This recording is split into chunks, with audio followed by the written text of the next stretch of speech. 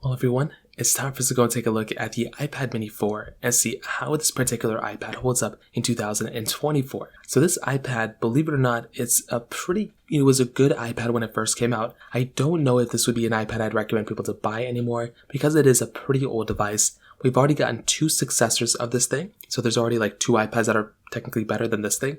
So when it comes down to it, it probably would not be a device I would recommend the average person to basically buy anymore. If you get it for a really good deal or something like that, then maybe go for it. But even then, I probably would not be the first person to recommend buying this iPhone from that perspective, or this iPad from that perspective. So if you want to pick up some iPads, I would recommend buying this year though. Links will be down in the description. You can get that from there and you can help support the channel at the same time. Now, starting off with the outside of the iPad mini 4, on the front of this particular iPad, you are getting a 7.9-inch IPS LCD panel on the front of this particular device. Now, personally for me, I'm a very big fan of this particular device from that perspective, and I will tell you, like, if I'm going to go and buy an iPad, I think this panel of this iPad is actually very decent. It is almost in line with something like the iPad mini 5. It was built almost the exact same way, but I would say kind of the problem that we were getting with the iPad minis up until the latest iPad mini 6 was that Apple wasn't really changing the design of these iPad minis at all. Basically, if you've seen the first iPad mini, you've basically seen all of them up until the 5th. So this iPad looks almost identically the same as the iPad mini, 1, iPad mini 2, iPad mini 3, iPad mini 4, iPad mini 5. So that was kind of like a little bit of an annoying thing when you're getting this type of iPad. So I do actually love an iPad that is a little bit better in a lot of different ways. And this one design-wise kind of looks more or less what you'd expect from like the first generation iPad mini that came out years before this one. So that right there is like another small, like kind of like a minor thing to keep in mind there. You are getting the fingerprint sensor on the front, which is great. A little tiny bit of bezel all across, but it looks like a very good iPad nonetheless. And I'm still like a big fan of the way this particular device holds up from that perspective. Now on the bottom, you are getting a lightning port, which is great. I love having lightning, and that's something that's super cool going on for this particular device as well, which is another really big asset. You're also getting a headphone jack on this iPad too. And overall from that perspective, like it looks very good. There's not really that much to complain about here from that perspective because it still is a really well-built iPad from a lot of different ways. You also have the camera in the top left corner as well, which is another pretty cool thing going on here. I'm glad this thing had a front camera and a back camera. So if you're going through and trying to use a camera in a pinch, this thing will be giving you that type of capability of having a pretty good type of,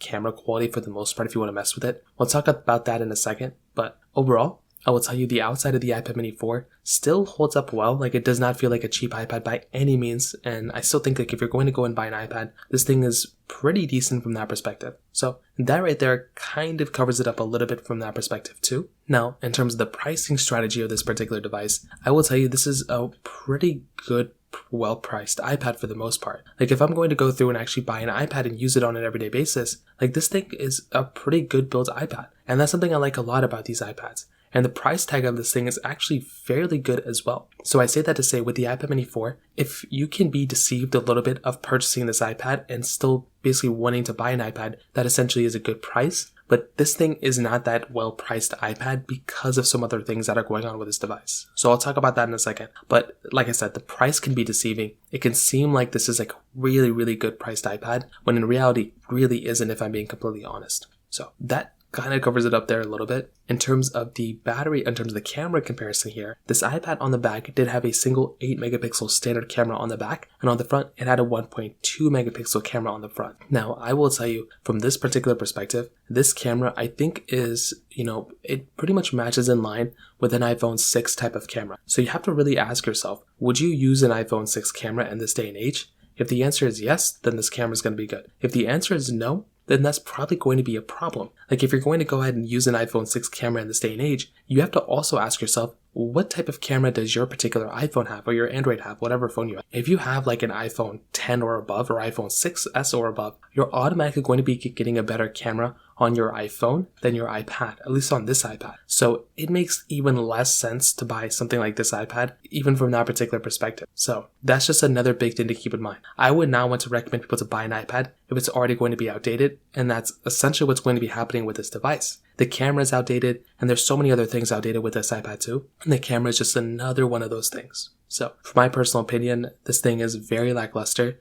I would even say the iPad mini 5 camera isn't even that much better than this thing, but this is a very slow iPad from a camera comparison, and it's just glitchy. It's not going to be that great of an experience. But that also leads us into the software. Now, the software of this particular iPad is not terrible. It is on iPadOS 15, which really isn't that bad. Now, if I were to go ahead and basically buy this iPad, I would tell you the software experience of this iPad really isn't going to be that great, and that's going to be kind of the problem that you're going to be getting with this type of device. But I will tell you on the flip side, iPadOS 15 really isn't that outdated, and I don't really think you're going to be having like that crazy terrible of an experience on this iPad from that perspective. And that's something I actually like a lot about this. Like if I'm going to go ahead and buy some sort of iPad, I like how this thing isn't super, outdated. Like it's not on like iPadOS 13 or something like that. And it's only like 2 generations of software behind. But here's the problem that we're kind of getting here. You're already going to be getting an outdated iPad when you buy this thing. And that's the thing. I don't want, to recommend an iPad to people if you're already going to be outdated. That is the problem. And that's the issue that we're going to be getting on this type of device. So once again, I would not recommend buying an iPad if it's already going to be outdated. And that is at a core kind of what's going to be happening with this particular device. So from that perspective, that kind of covers it up there too. Now from the performance side, this iPad did have the Apple A8 chip inside of it with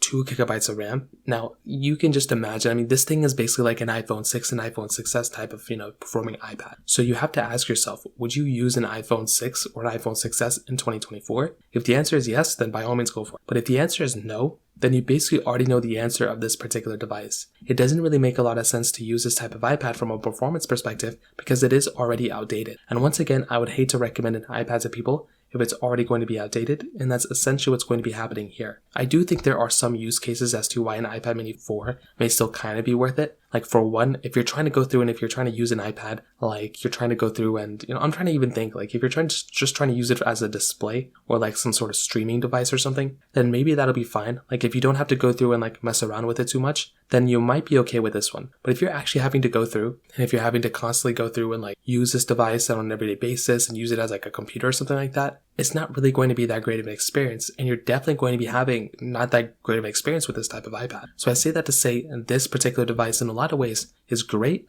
but in a lot of ways it's not great either, and the performance really isn't that solid when it comes down to it from that perspective too. So just kind of keep that in mind when it kind of comes down to it. So that right there kind of covers it up there. And to be completely honest, I kind of do think that this particular iPad really isn't worth buying anymore in basically any way that you can probably think about. I think there are substantially better iPads that I would recommend to every single person to buy than this thing. And I do think like if I'm going to go and buy an iPad, like what would be the reason of buying this particular device? It really wouldn't make any sense at all. And that is kind of the problem that you're getting with this particular device in general. You are so much better off buying a device that is still worth it. And I think an iPad mini 5 is still worth it. I think the iPad mini 6 is still worth it. Those types of iPads are still completely worth it. The mini 4 just really isn't worth buying in any single way at all. So from that perspective, honestly, that kind of covers it up there. If you have any other thoughts or questions, let me know in the comment section below. Hit the like button, that would mean so much, but definitely hit that subscribe button. More importantly than everything else, I love every single one of you guys. Hopefully I'll catch you guys in the next video. Peace out till then.